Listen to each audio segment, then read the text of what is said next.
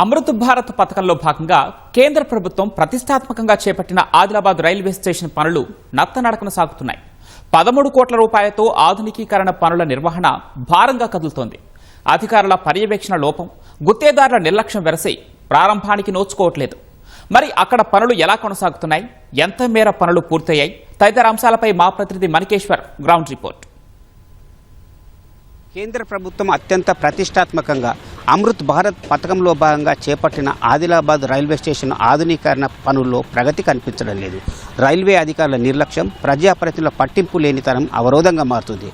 Adilabad railway స్టేషన్లోని భవనాల ఆధునీకరణ, ప్లాట్ఫార్మల ఆధునీకరణ, అట్లాగే వెయిటింగ్ హాలు, బయట గ్రౌండు మొత్తం కలిపి తో పాటు ఒక లిఫ్టు, వీటన్నిటికీ కలిపి దాదాపు 13 కోట్లకు సంబంధించిన పనులను 2022లో కేంద్ర ప్రభుత్వం కేటాయించింది.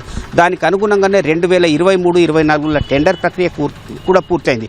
ఈ పనులను దాదాపు 3 నుంచి 4 కాంట్రాక్టర్లు దక్కించుకోవడంతో 2025 మార్చి నాటికల్లా పూర్తి అయి ఈ రైల్వే స్టేషన్ ఆధునీకరణ హంగులతో సందర్శకులను ఆకట్టుకోవాల్సి ఉంది. కానీ అక్కడనే అసలైన సమస్య మొదలైంది.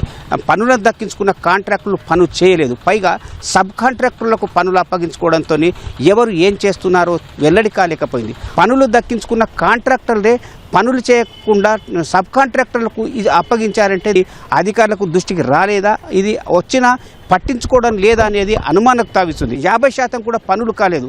అధికార యంత్రాంగం కనుక ఒకవేళ పర్యవేక్షణ చేసి ఉంటే ఈ పనులు ఎప్పుడూ 2025 మార్చి నాటికే పూర్తి కావాల్సి ఉంది. కానీ ఇప్పుడు 50% పనులు కూడా పూర్తి కాకపోవడం కొంత ప్రతిబంధకంగా మారింది. రాష్ట్ర ప్రభుత్వానికి సంబంధించిన ప్రమేయం ఏమీ లేదన్నప్పటికీ ఆరా తీయడం మాత్రం తప్పిదమే అవుతుంది. కేంద్ర ప్రభుత్వం కూడా ప్రధానంగా మోదీ ప్రభుత్వం ఇది అత్యంత ప్రతిష్టాత్మకంగా 2022లో అమృత్ భారత్ పథకాన్ని చేపట్టడం కూడా దేశవ్యాప్తంగా ప్రశంసలు అందుకుంది. పైగా ఆదిలాబాద్ లాంటి మారుమూల రైల్వే స్టేషన్లో కూడా అందులో అవకాశం దొక్కడం కూడా అభినందనీయమనే అభిప్రాయం వినిపించింది. అంతా బాగున్నప్పటికీ ఆ ప్రభుత్వ నిర్ణయం బాగుంది, కేంద్ర ప్రభుత్వం తీసుకున్న చొరవ బాగుంది.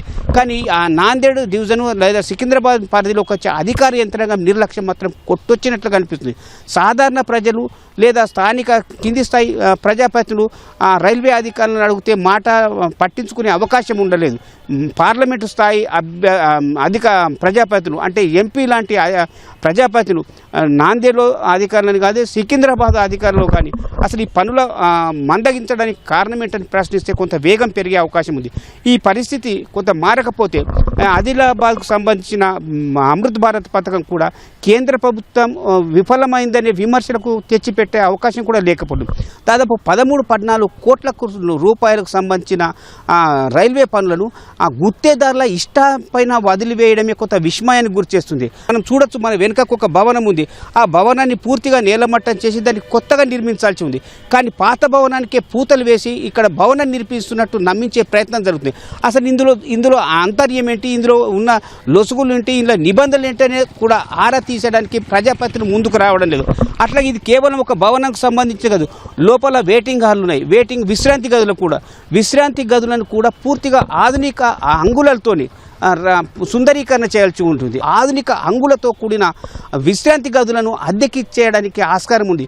అలాంటి విశ్రాంతి గదులను కూడా మరమ్మతులు చేసి అంటే లోన పూతలు పూసి కొత్తగా నిర్మించామని నమ్మించే ప్రయత్నం జరుగుతుంది. కేంద్ర ప్రభుత్వం ఆధునికీకరణ కోసం అవకాశం కల్పించిందనే అభిప్రాయం ఎంతైతే ప్రాముఖ్యతను కల్పించిందో, ఇప్పుడు అధికారులు ప్రజాప్రతినిధుల నిర్లక్ష్యంతో నిరాదరణకు గురవుతుందనేది కూడా అంతే విమర్శకు తావిస్తుంది. ఇప్పటికైనా అధికార యంత్రాంగం ఈ పనుల్లో జరుగుతున్న తప్పిదాలను సరిచేసి నాణ్యమైన పనులతో, ఆధునిక హంగులతో రైల్వే స్టేషన్ని అందుబాటులోకి తీస్తే అందరికీ మంచి పేరు వస్తుంది, రాకపోకలకు అనుగా ఉంటుంది, రైల్వే స్టేషన్ ఒక నమూనాగా ఏర్పడుతుంది. ఇది ఇక్కడి పరిస్థితి. కెమెరామెన్ కిరణ్తో మణికేశ్వర్, ఈటీవీ న్యూస్, ఆదిలాబాద్.